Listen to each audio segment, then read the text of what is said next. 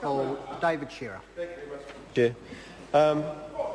I want to speak on two clauses in Part 2, Mr Chair, Clause 11 that a couple of my colleagues have already spoken to, and then Clause 14. Part 2 was just dealing with the Common Marine Coastal Area, and Clause 11, for those people who have perhaps just joined us, is looking at the special status of the Common Marine and Coastal Area. And I want to look at the subsection, which is 2, which basically is the crux of this part, which says neither the Crown nor any other persons owns or is capable of owning the Common Marine and Coastal Area as in existence from time to time after the commencement of this part. I mean, this is an extraordinary piece of a clause in this legislation, Mr Chair, and I think it confuses pretty much all of New Zealand, and it certainly confused the many submitters that came and spoke in front of this bill, because what it really is some sort of a twilight zone, geographic twilight zone that is designed for a political purpose and not really for a purpose designed to be both durable and to give satisfaction to all sides in trying to understand and come to terms with the property rights inherent in this bill.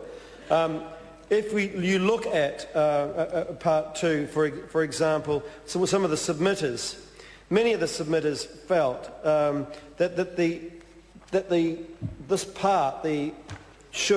this area of land, this no ownership land, should have actually stayed in keeping with the Crown. And as my colleague David Parker had said in his call, it really in many ways, when you look at the interests and the rights and the obligations and the authority over this no man's land, in fact it is the Crown that holds all those rights. And I'll go into some of those in a minute. But what it does therefore do is gives the pretense and the illusion that in fact we have something that's quite different, something that's workable, when in fact we've got something that has never existed, I don't think, in law before. And it is, and as I say, quite patently not going to be durable in the longer term.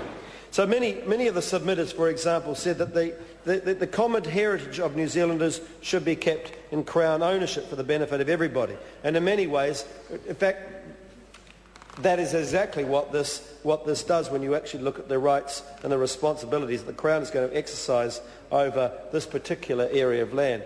A number of the iwi, on the other hand, and other submitters did not support it because they felt that the non-ownership regime was in fact just symbolic. It wasn't actually real at all. It was simply symbolic. And I would say that was exactly the case, and all it does is introduce a vagary into our legislation which wasn't there before. There's other reasons for not supporting this common marine coastal area. It only applies, of course, to Maori, where Maori have an interest as opposed to any other private title. So in a sense, it discriminates against Maori and what Maori are looking for. And the proposal's also flawed, Mr Chair, because there are 3 exceptions to the no ownership regime, and this is what I was talking about in terms of its illusory nature. The exclusion of pre-existing freehold titles is excluded. The ability of the Crown to deem or declare land in the Common Marine Coastal Area to have status under various conservation statutes. In other words, the conservation statutes continue, and those statutes are going to be administered by the Minister of Conservation. And what would some submitters also argued, of course, that it actually, in fact, breaches the guarantees of exclusive position under the Treaty of Waitangi, which is another larger and bigger issue, which I don't want to go into. One curious anomaly which arises because of this no man's land was brought up by the Dunedin City Council. And what it asked, it basically said that it was unclear whether the Common Marine Coastal Area, in fact, would be rateable under the Local Government Rating Act of 2002. I mean, this is quite an interesting concept, because if it was under the Crown, if it was under Crown ownership, of course, Mr. Chair. David Chair.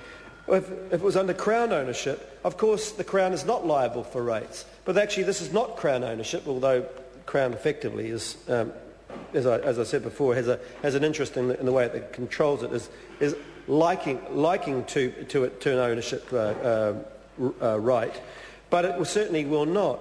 And it's actually possible for the Crown to be considered liable for rates, because Section 10 of the Local Government Rating Act provides that a ratepayer is the person who is named in the rating information database and valuation roll. In other words, the Crown could be, in fact, liable for rates on land which is actually under no ownership. I think this, as I say, this was a piece of I guess, legislative creativity that was set down to try and resolve a political matter and not actually try to address the real issue that was before us. And I want to get on to Section 14, Mr. Chair, which actually gets to some of the heart of what this bill seeks to do. I mean, and as the Minister said, it repeals the clause the clause 14 repeals the 2004 Act. What's interesting about this is the regulatory impact statement of last year, of May last year.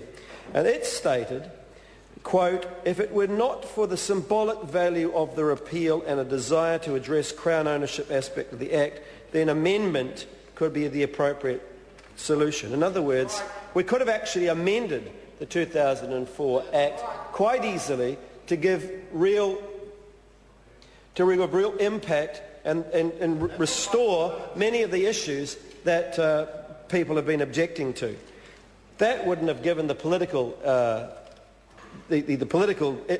outcome that the government desired. It certainly was not the political outcome that the Maori Party desired. And what we have now is a enormous piece of legislation with a 75-page SOP that has been rushed through Parliament without the ability of the Select Committee to give it really good, solid consideration, without the ability of having a draft piece of legislation to work from and to work studiously through. And what we have now is a situation where we have a piece of legislation which is extraordinarily divisive and will not be durable, as the Prime Minister claimed that he was his main goal in putting this piece of legislation through. Moreover, Mr. Chair, it really underscores just how limited the gains have been for the Maori Party. What exactly has the Maori Party gained from this? They could have actually changed the 2004 Act sufficiently to give the impact and the outcome that they desire. The reality is that this bill won't actually fix the problem. The Maori Party have said that this doesn't settle the issue for them. They have said that this is only the starting point. I mean, in many ways, Honi Harawira's position in this was actually the most honest. He said, "I don't agree with this." Sorry to interrupt the honourable member. The time has come for me to report progress.